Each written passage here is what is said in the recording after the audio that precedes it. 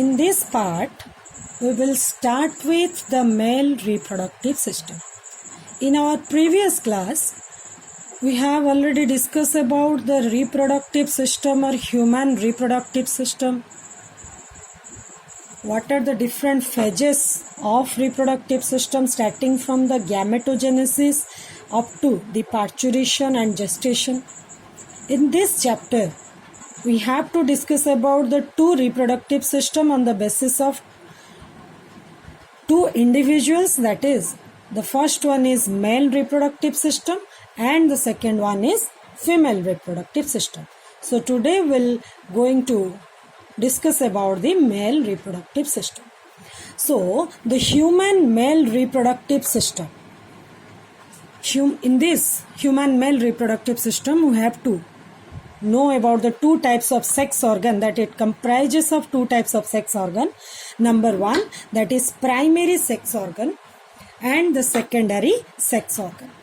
The primary sex organ are that types of sex organ which are able to produce the sex cells or the gametes as well as the sex hormone.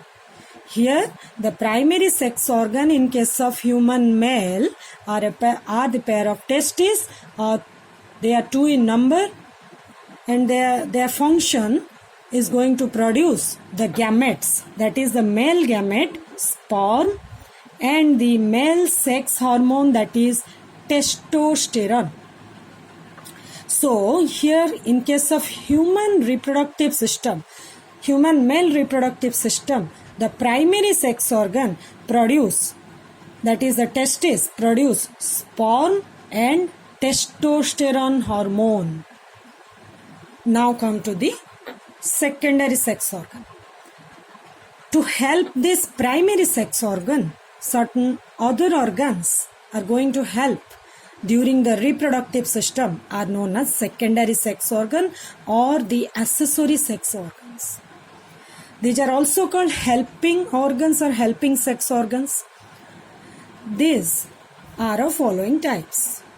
Number one, extra abdominal structure, that is scrotum, which used to help to carry the testes outside the body or in extra abdominal condition. Then the external genitalia, that is the penis, which is the copulatory organ for copulation.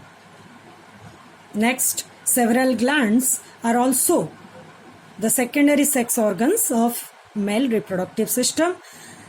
The glands are seminal vesicle, prostate gland, Cowper's gland.